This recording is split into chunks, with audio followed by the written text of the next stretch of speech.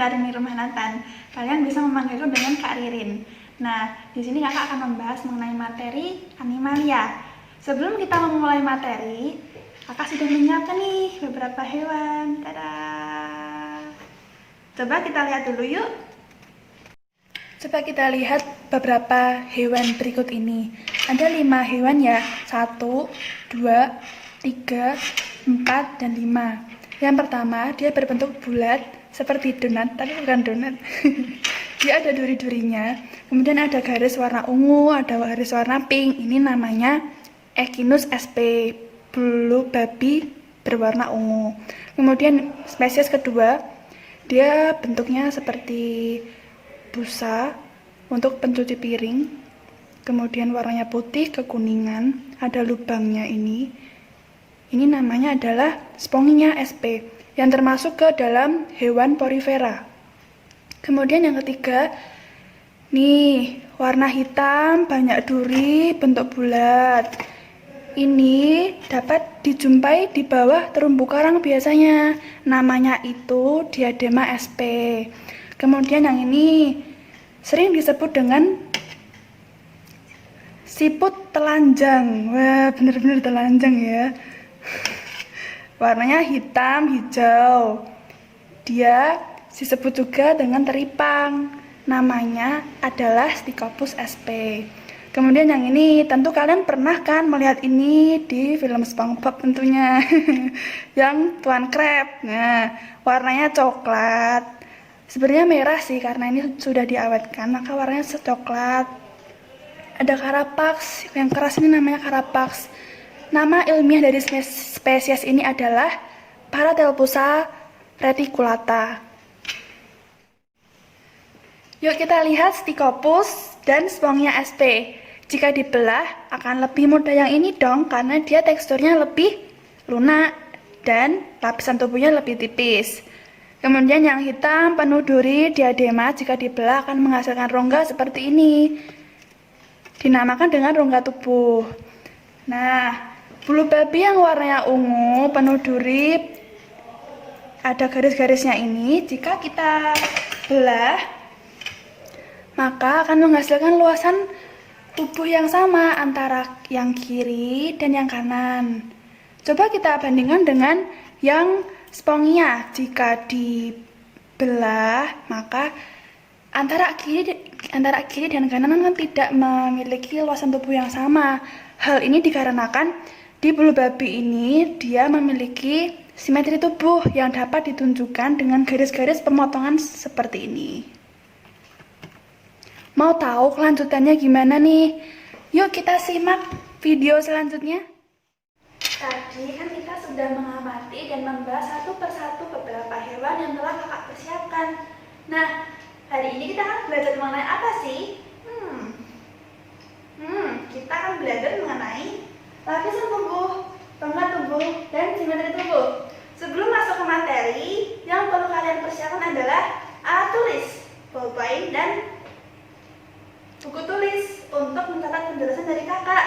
Dan jangan lupa siapkan semangatnya juga ya, dan tetap stay tune di channel kakak.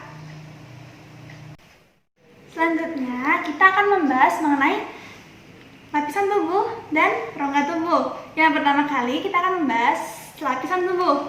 Nah, adik-adik tahu nggak sih ada berapa macam lapisan tubuh itu? Nah, ada 2, yaitu dipoblastik dan tripoblastik. Di jadi kata di 2 dan sini 3. Tadi ini ada 2 lapisan, yang ini ada 3 lapisan. Nah, kita akan membahas satu persatu ya, Dek. Yang pertama, kita akan membahas diploblastik. Di sini kakak telah memiliki hewan dari filum Selenterata, spesies Hydra sp. Nah, coba Dek kalian lihat, di sini ada perbedaan warna kan? Ada warna ungu dan ada warna pink. Ungu ini lapisan luar atau lapisan ektoderm. Yang pink ini lapisan dalam, endoderm. Lapisan ektoderm akan berkembang menutupi seluruh permukaan tubuh dari Hydra sp. Kemudian yang lapisan dalam yang warna pink ini, dia akan berkembang menjadi saluran pencernaan. Akan tetapi di Hydra itu dia salurannya masih sederhana, sehingga berupa rongga seperti ini atau namanya rongga gastrovaskuler. Kakak ada singkatan taking ala Kak Ririn, yaitu POCOCITY. POCOCITY. POCOCITY. CT. PO untuk porifera, CO untuk selenterata, dan CT untuk stenopora. Nah, kita tadi udah membahas diploblastik. Sekarang kita akan membahas triploblastik. Bedanya dengan diploblastik, kalau di diplo kan fungsinya ada ekto dan endo. Nah, kalau di triploblastik itu antara ekto dan endo itu ada sisipan, yaitu mesoderm, akan berkembang menjadi otot yang dapat ditemukan pada vertebrata. Kemudian kita akan membahas triploblastik berdasarkan rongga tubuh pada hewan. Ada 3, yaitu rongga tubuh pseudocelomata, rongga tubuh celomata, dan rongga tubuh acelomata. Nah, di sini kita akan membahas yang pertama, yaitu acelomata. Ini kakak ada torso hewan Fasciola hepatica dari filum Platyhelminthes. Coba deh kalian lihat ya, yang bagian pink ini, bagian pink luar ini namanya lapisan ektoderm. Kemudian yang oranye kekuningan ini namanya lapisan mesoderm. Kemudian lapisan berupa saluran pencernaan ini dia lapisan endoderm. Nah, selain Fasciola hepatica dapat pula ditemukan pada spesies Planaria yang tentunya masih memiliki satu filum dengan Fasciola hepatica, yaitu filum Platyhelminthes. Kemudian kita next ke rongga tubuh pseudocelomata. Dapat kita temui pada filum Nemathelminthes. Nah, coba deh kalian lihat ya. Di sini ada spesies Asarius lumbricoides dari filum Nemathelminthes. Nah, ini yang warna kuning itu lapisan ektoderm yang paling luar. Kemudian yang ini, yang di bawahnya warna kuning itu lapisan mesoderm. Terus yang berupa saluran pencernaan ini namanya lapisan endoderm. Nah, kenapa sih dia bisa dibilang pseudocelomata? Karena pseudo dari kata pseudo dan celomata. Pseudo semu, celomata rongga. Jadi rongga yang semu dapat ditemukan pada area yang biru ini. Dimana yang biru ini tidak dilapisi oleh lapisan mesoderm, sedangkan yang warna kuning ini dia dilapisi oleh lapisan mesoderm. Nah, selanjutnya kita akan membahas rongga tubuh, yaitu pada ikan yang memiliki jenis rongga tubuh celomata. Nah, dia memiliki rongga tubuh yang bersifat jelas atau sejati.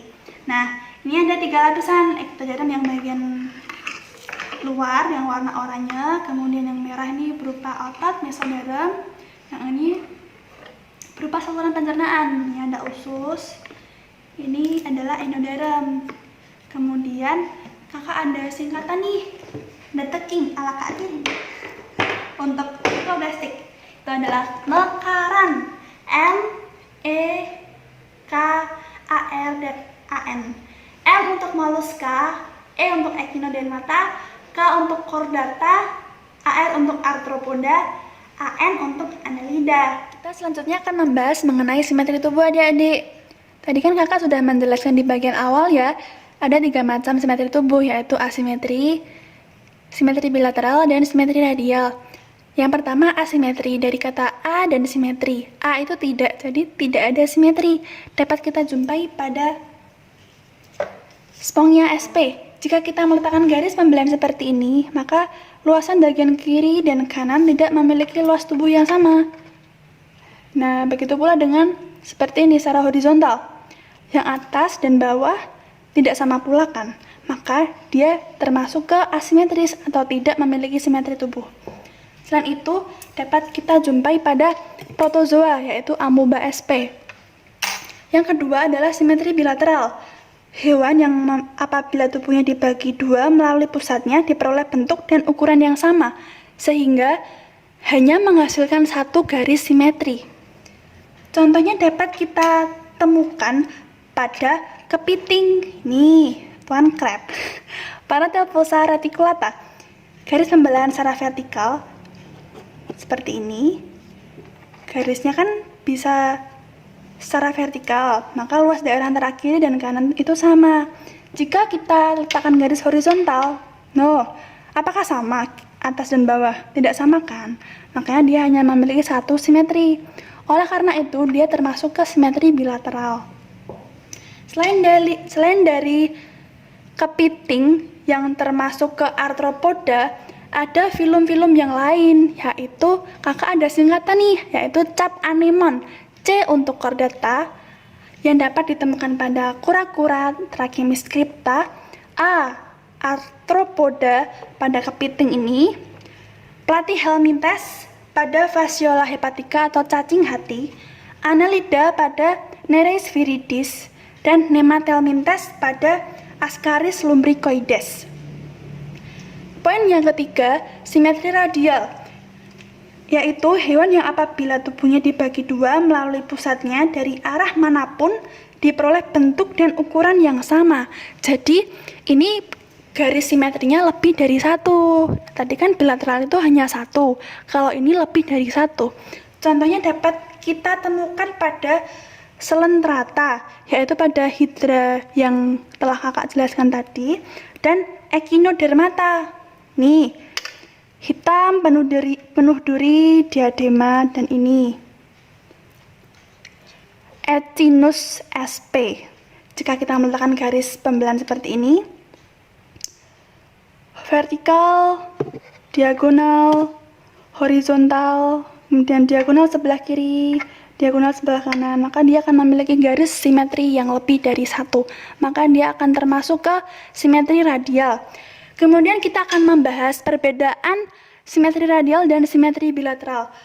Kalau simetri bilateral itu D, itu hewannya memiliki sisi tubuh yang lengkap, yaitu sisi dorsal, ventral, anterior, dan posterior. Jika simetri radial, hewan itu hanya memiliki sisi ventral dan dorsal saja.